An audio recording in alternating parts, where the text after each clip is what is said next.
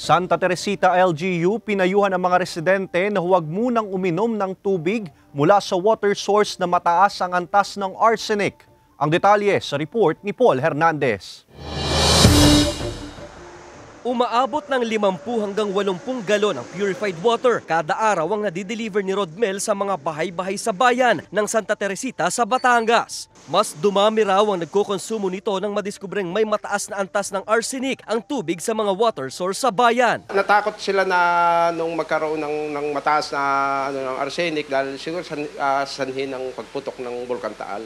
Kahit sila mismo na dating sa tubig gripo lang kumukuha ng pang-inom, natuto na rin gumamit ng purified water. Dahil may mga anak po ako dahil sasabi nila na hindi safe inumin yung tubig gripo na arsenic. Sa 28 water sources sa bayan ng Santa Teresita, lumabas na 11 rito may mataas na antas ng arsenic. Huling ginawa ang pagsusuri nito lamang Hunyo at base sa resulta, may ilan na umaabot sa 90 hanggang 100 parts per billion. Hamak na mas mataas sa maximum allowable level na 10 parts per billion.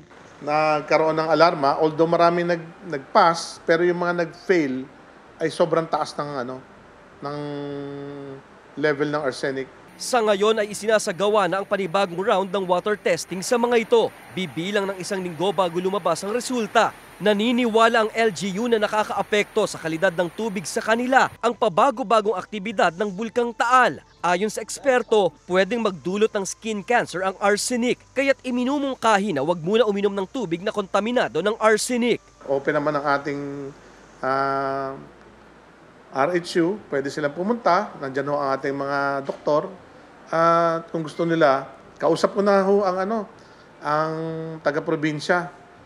Anytime, pwede tayong magdala sa kanila ng gusto natin ipacheck ng mga pasyente. Inisyatibo ng Santa Teresita LGU ang water testing. Ang biniling arsenator, ginagamit tuwing ika-4 na buwan para masuri ang kalidad ng tubig.